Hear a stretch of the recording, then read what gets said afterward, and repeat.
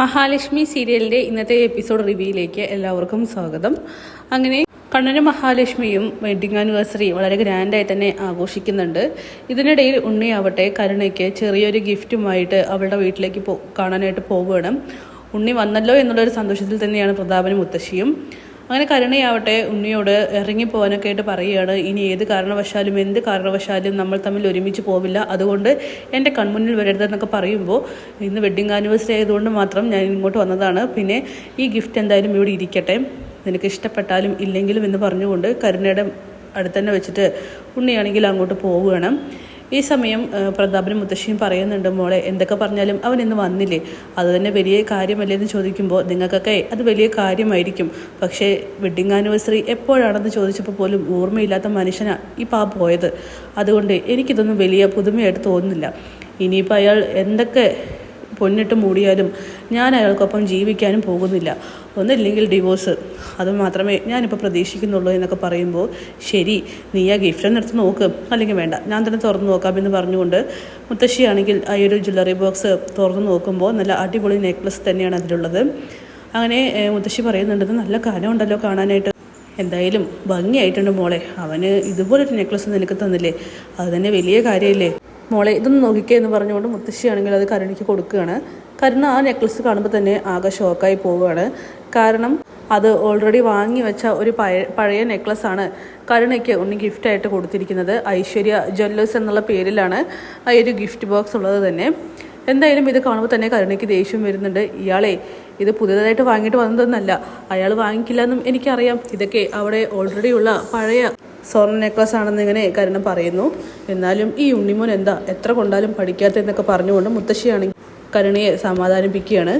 ഇതിങ്ങനെ വിട്ടാൽ ശരിയാവില്ല, അയാളുടെ മുഖത്ത് പോയിട്ട് ഇത് വലിച്ചെറിയണം, അതാണ് വേണ്ടതെന്ന് പറഞ്ഞുകൊണ്ട് കരുണ വേഗം തന്നെ റെഡിയായിട്ട് കമലേശ്വരത്തിലേക്ക് പോവുകയാണ്. അങ്ങനെ കരുണ കമലേശ്വരത്തിലേക്ക് എത്തുന്നുണ്ട്.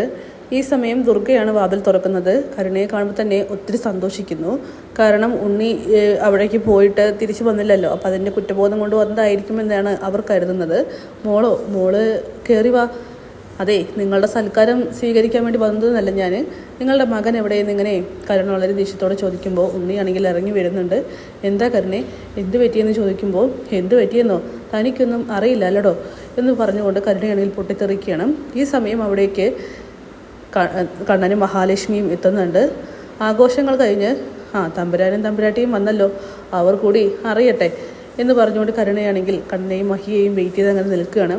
കരുണേ എന്താ കാര്യം പറയുന്നിങ്ങനെ ഉണ്ണി പറയുമ്പോൾ, പറയാടോ ഞാൻ എല്ലാം പറയാം, താനിന്ന് എനിക്ക് ഗിഫ്റ്റ് കൊണ്ടുവന്നല്ലോ, അതിനിപ്പോൾ എന്താ, ആ ഗിഫ്റ്റേ എന്നെ വണ്ടിയാക്കാനുള്ളതാണെന്ന് എനിക്ക് മനസ്സിലായി.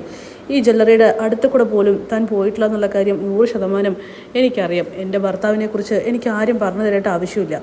ഇന്ന് ഈ ഗിഫ്റ്റ് കൊണ്ടു തന്ന് എന്നെ കബളിപ്പിക്കാമെന്ന് കരുതിയല്ലേ, ഇത് ഓൾറെഡി ഇവിടെയുള്ള മാലയല്ലേ ഇതൊക്കെ ചോദിക്കുമ്പോൾ ദുർഗയാണെങ്കിൽ ആകെ ഒരു ഞെട്ടലോട് കൂടിയിട്ട് ഉണ്ണിയെ നോക്കുന്നു. ഉണ്ണിയാണെങ്കിൽ ആകെ നാണം കെട്ട് തലതായിട്ട് നിൽക്കുന്നുണ്ട്. അയാളൊന്നും പറയില്ല.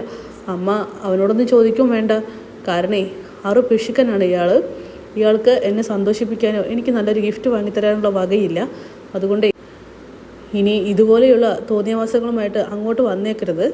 അങ്ങനെ എന്താ കാര്യമെന്നൊക്കെ കണ്ണൻ ചോദിക്കുന്നുണ്ട്. ഈ സമയം കരുണയാണെങ്കിൽ കണ്ണൻ്റെ നേരെ ചീറിപ്പായാണ്. വെഡ്ഡിങ് ആനിവേഴ്സറി ഒക്കെ ആഘോഷിച്ചല്ലോ, ഭാര്യയ്ക്കും ഭർത്താവിനും സന്തോഷമായല്ലോ, അപ്പോഴേ നിങ്ങളുടെ കാര്യം മാത്രം നിങ്ങൾ നോക്കിയാൽ മതി, ഞങ്ങളുടെ കാര്യത്തിൽ ഇടപെടാൻ വരണ്ട എന്നൊക്കെ കരുണയാണെങ്കിൽ പൊട്ടിത്തെറിച്ചുകൊണ്ട് പറയുന്നു. നീ എന്തൊക്കെ കരുണയെ കാണിച്ചു കൂട്ടുന്നതെന്ന് മഹാലക്ഷ്മി ചോദിക്കുന്നുണ്ട്. നീ മിണ്ടിപ്പോവരുത്, നീ ഒറ്റ ഒരുത്തി കാരണം കൊണ്ടാണ് ഇതുപോലെയുള്ള കാര്യങ്ങളൊക്കെ സംഭവിച്ചിരിക്കുന്നത്. അങ്ങനെ മോളെ നീ ഒന്ന് സമാധാനപ്പെടുന്നൊക്കെ ദുർഗ പറയുമ്പോൾ, എന്ത് സമാധാനപ്പെടാനായിട്ടാണ് അമ്മ ഈ പറയുന്നത്, ഇയാൾ ഒരിക്കലും ഒരു ഭർത്താവാകാൻ യോഗ്യനായിട്ടുള്ളവനല്ല, ഒരു ഭാര്യയെ എങ്ങനെ സന്തോഷിപ്പിക്കേണ്ടതെന്ന് ഇയാൾക്ക് അറിയില്ല.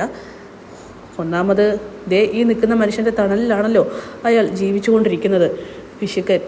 എന്തായാലും എനിക്ക് ഈ സ്വർണ്ണമാല ഇട്ടിട്ട് നടക്കേണ്ട യാതൊരു ഗതികേടുമില്ല, അമ്മ തന്നെ ഇട്ടോ എന്ന് പറഞ്ഞുകൊണ്ട് ദുർഗയുടെ മുഖത്ത് നോക്കി അത് വലിച്ചെറിയാണ് ചെയ്യുന്നത്. അതുകൂടിയാകുമ്പോൾ ഉണ്ണിക്കാണെങ്കിൽ വല്ലാതെ ആവുന്നുണ്ട്. അങ്ങനെ അതും പറഞ്ഞുകൊണ്ട് ഇനി എന്നെ അന്വേഷിച്ച് അങ്ങോട്ട് ആരും വന്നേക്കരുതെന്ന് പറഞ്ഞുകൊണ്ട് കരുണയാണെങ്കിൽ അവിടെ നിന്നും ഇറങ്ങി പോകുന്നു. ഈ സമയം ദുർഗയാണെങ്കിൽ ദേഷ്യത്തോട് കൂടിയിട്ട് മഹാലക്ഷ്മിയുടെ അടുത്തേക്ക് വരികയാണ്. എന്നിട്ട് ചോദിക്കുന്നുണ്ട്, നിനക്ക് സമാധാനമായില്ലേടിയെന്ന്. അമ്മ എന്തിനാ എൻ്റെ ഭാര്യയ്ക്കരികിലേക്ക് വരുന്നത്, അവളെന്ത് ചെയ്തു, ഇവൻ ചെയ്ത് തോന്നിയ ദിവസം അവളെന്ത് പഴിച്ചു എന്നൊക്കെ ഇങ്ങനെ കണ്ണൻ ചോദിക്കുന്നുണ്ട്. നീ മിണ്ടി പോകരുത്, നീ നിൻ്റെ ഭാര്യയും കാരണം കൊണ്ടാണ് ഈ നിൽക്കുന്ന എൻ്റെ മോൻ്റെ ജീവിതം ഇല്ലാതെയായി എന്നൊക്കെ പറയുമ്പോൾ അതെ ഇവൻ്റെ കഴിവുകേട് കൊണ്ടാണ്, അല്ലാതെ ഞങ്ങൾ കാരണം കൊണ്ടല്ലെന്ന് അങ്ങനെ കണ്ണൻ പറയുന്നു. എന്തായാലും കണ്ണിയും ഉണ്ണിയും പിരിയുന്നതിൻ്റെ ആ ഒരു വക്കിൽ തന്നെയാണ് നിൽക്കുന്നത്. അപ്പോൾ കാത്തിരിക്കാം കിടിലൻ എപ്പിസോഡ്സിനായിട്ട്. Bye bye.